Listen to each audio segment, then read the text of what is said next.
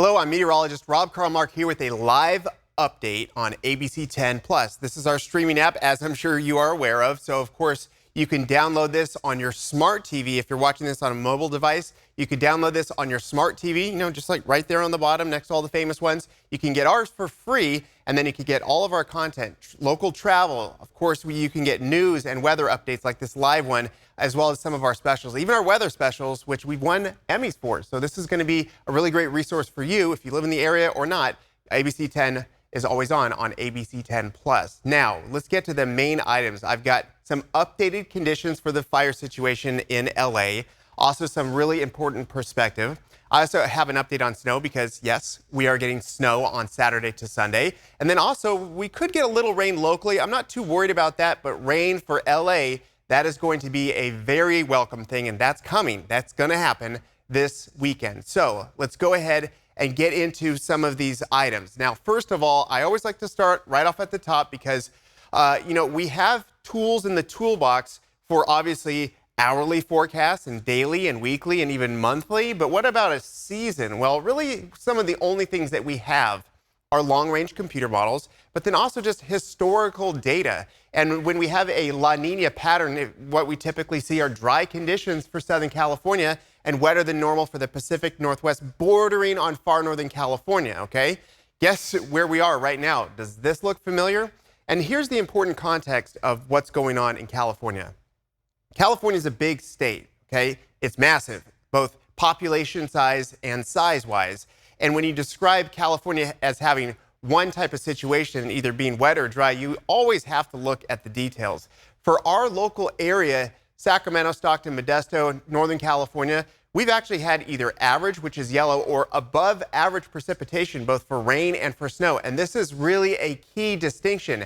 Everybody south of, I would say, right around I-80 or so, down to Southern California is not only dealing with below average, which is red, but this dark red here is essentially getting almost zero of the historical average. What does that mean? It has not rained in any meaningful way in this part of California since the end of March. So it's not just that, Southern California is dry. That's not the point. Southern California at this moment is as dry as it's ever been this time in January, setting records all over the place, and there's no meaningful moisture in the soil and in much of the vegetation, so it is ripe for fire conditions. But that's just one thing. What you really need for large, destructive, active fires is a lot of wind, and we've had many of those wind events as well. Just to highlight this one more time, this is rain in the bucket, almost meaningless for LA Basin, Palm Springs, and San Diego, a little bit there in Santa Barbara, but that's way below average. Then you start to see the numbers go up because that's where one major atmospheric river cycle really nailed us, and then we are starting to slip below average. Far Northern California is still above average. Yes, Eureka, Redding, right along the top there, this is considered a wet year for them so far, but they are going to start to slip behind. This is something I rarely ever show because obviously this doesn't look good, but this is an important data point in this whole discussion.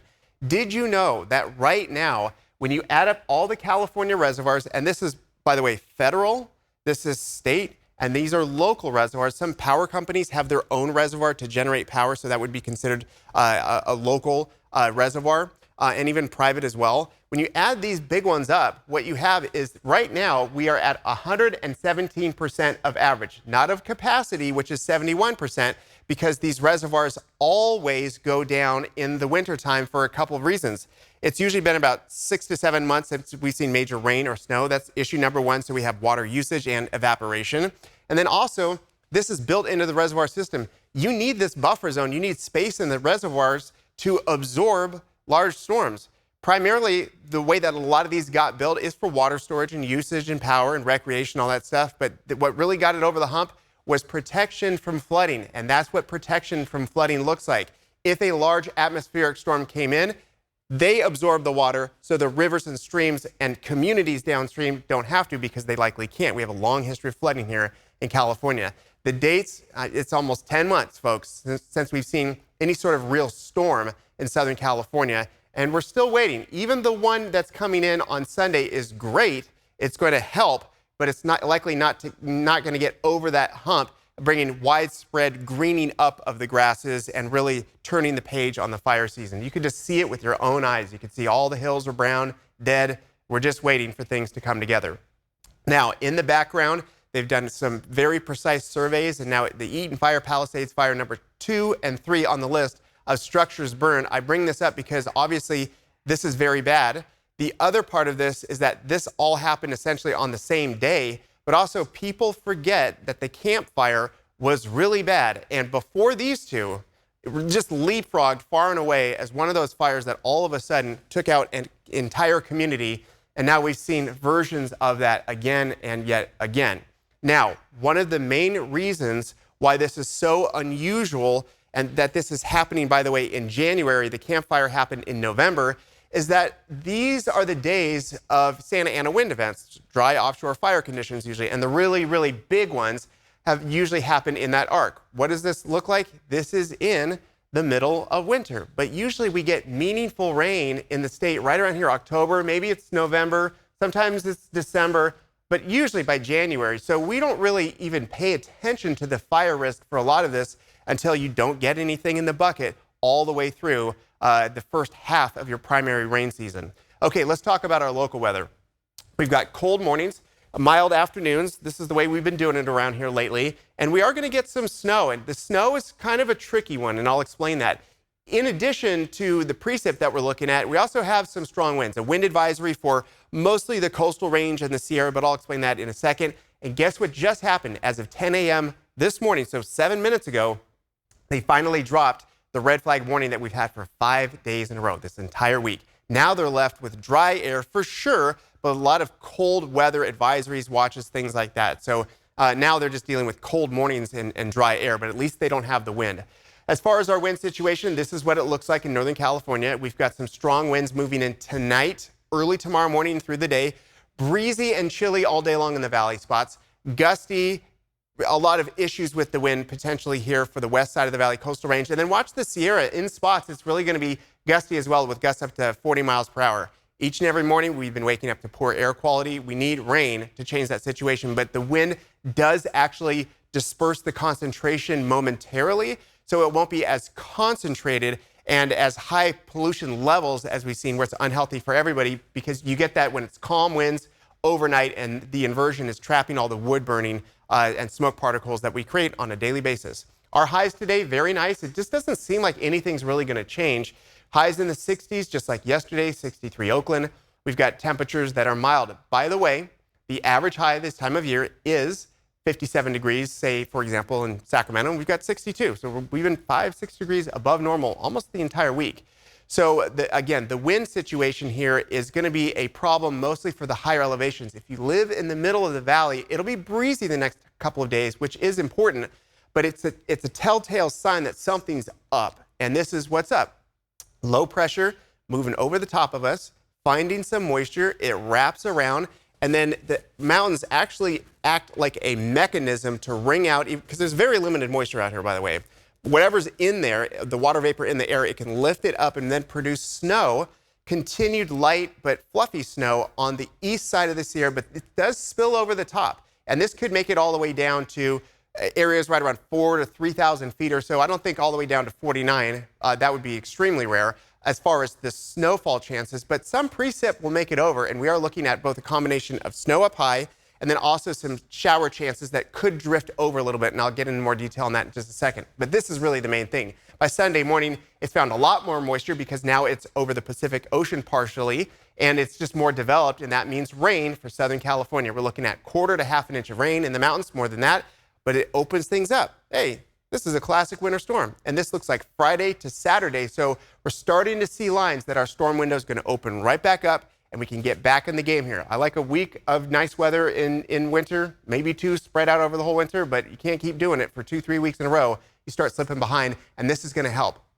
This is the Saturday system, again, fairly weak, and then it takes till Sunday to really get going for Southern California. These are the rain totals, precip totals by Monday. And then as we look forward here to the end of next week, then we really start to see some things moving. They're not big storms, but they're certainly going to help with the totals, get things wet again, and just get us back in the game, because we really need that to happen. We only have a limited amount of time here in California where we actually get storms. And you cannot lose January, absolutely cannot lose February. So hopefully February turns the corner and we can turn the spigot back on. That would certainly help everybody out. So that's why I've got some clouds, but more rain chances coming in.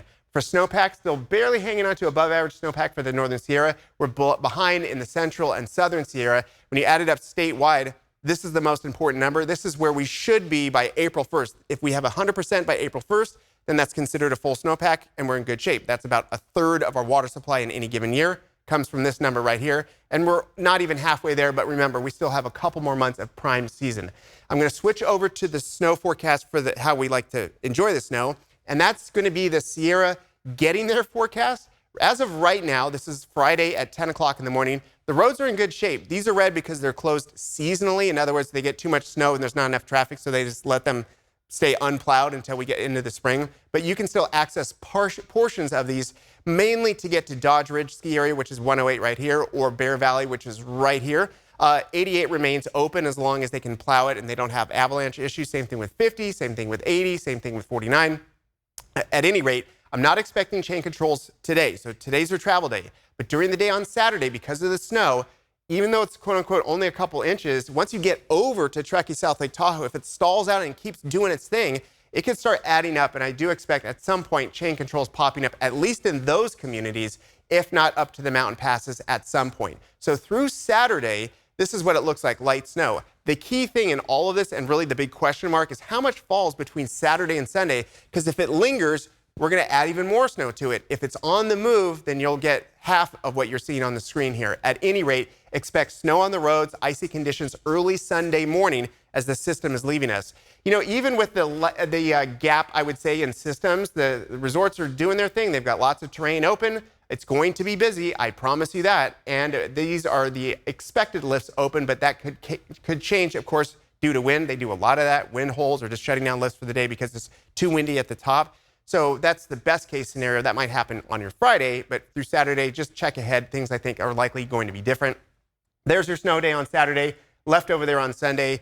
Just watch the driving conditions for both of those days. But hey, it's always nice to see snow on a weekend, and that's why I'm expecting it to be very busy. Check ahead on parking. Almost all the resorts either have reservations or paid. It's totally, if you haven't been in a while, it's totally different. It's just the way that it is. Going forward, we do see things warming up, but remember, like I showed you, more storms in the pipeline by the end of next week. So that covers everything in California. Thanks for joining me. I'm Rob Carlmark with ABC 10 Plus.